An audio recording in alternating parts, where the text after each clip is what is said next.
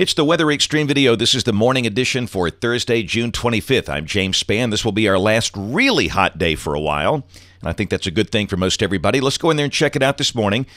Still, we have a heat ridge in place across the deep south. The primary westerlies are up north, and it's a morning MCS, mesoscale convective system, coming through parts of the Midwest, way north of here. Starting off the day mostly in the 70s, although Fort Payne is at 66. We'll expect mostly mid-90s today. And again, we've got a heat advisory for parts of the Mid-South, including northwest Alabama. But you go from Cullman County to Jefferson County or Blount County or Winston County, I don't think you notice any difference. I'm not a big fan of those in marginal situations like this. Flash flood watches to the north. See a number of flash flood warnings in effect for parts of southern Iowa and northeastern Missouri. There is a marginal severe weather risk over the southern half of the state today. The standard slight risk up north. I think the convection we had last night will stabilize things at least this morning. Tomorrow, a risk of severe weather just north of here in advance of a surface front. And on day 3, which is Saturday, a marginal risk for a pretty good chunk of the state. Overall rain for the next 5 days, valid through Tuesday morning of next week. This is suggesting rain amounts of about 1 inch. Maybe heavier totals down to the south, but if you're beach-bound, don't panic when you see that, as we always say. There will be a little better coverage down there perhaps over the weekend, but even then I think you'll see a decent amount of sunshine. And the tropics, quiet as could be in the Atlantic Basin because the air out there is just so dry. Hey, model fans, here we go. The GFS, this is the 06C run, valid today at 1 o'clock, and the heights are coming down. That 594 circle has retreated back to the Southwest U.S., and again, it's still going to be hot today, though. We'll expect mid-90s, 94 to 97. Check the high-res HRRR. Not much out there. This is at 6 o'clock. And again, I do think the big convection we had last night has been kind of a stabilizing factor, but more could form late today, no doubt about that. But they'll be kind of widely spaced. You know how it goes in summer.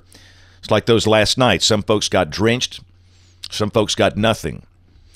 But tomorrow, everybody will see a better chance of showers and storms. The coverage will be greater. Still, I don't think it's going to rain everywhere, but a lot of people will see a decent shower or storm tomorrow, and the high drops into the upper 80s as the heat begins to fade. And look at that trough on Saturday. Goodness, big western ridge, eastern trough, 594 heat to the west, and we're going to see a high Saturday only in the low to mid-80s. It'll feel good. And along with that, we have a deep surface low that's to the east of Cleveland, surface boundary approaching northwest Alabama. So Saturday will be a relatively wet day with a good chance of showers and storms. And like we've talked about, there'll be some breaks in the rain and the sun might peek out at times. But if you got something planned outdoors, expect rain delays. And then look at that dry continental air on Sunday. Should be a beautiful day, sunny, less humid. The GFS showing a high of only 84. About as nice as it ever gets here in late June. And really the same thing Monday. And Monday morning, I think, is going to be a morning where some of the cooler pockets could see upper 50s. A little brief preview of fall there. And Monday will be sunny with a high in the upper 80s. Tuesday, moisture begins to come back. There could be a shower or storm in a few spots. So that's the deal for Wednesday. Highs, upper 80s, partly sunny, scattered showers and storms. Here's a week from today. This is Thursday, July 2nd. Getting set for a long holiday weekend. Still got troughing over the eastern part of the country, and that looks like a chance of scattered showers and storms with a mixture of clouds and sunshine. And again, the high probably 87 to 90. Here's the end of the forecast. It's Independence Day, July 4th. It's a Saturday this year. Pretty cool vortex over central Canada. And if that's right, it looks pretty quiet. Temperatures really about where they ought to be, probably with maybe upper 80s or low 90s. And again, these ensemble numbers have been running too high. We're not going to hit 100 today. We'll expect mid-90s. But I do look at the 59 Monday morning. I think that's very real possibility for the cooler pockets.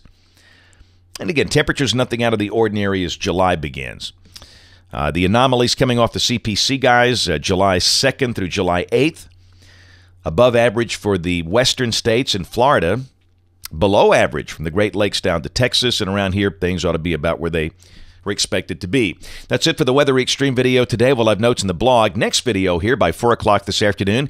If you can't catch us this evening on the live stream or the television side, ABC 3340 News at 4, 5, 6, and 10 o'clock. Thanks for watching. Have a great day, and God bless.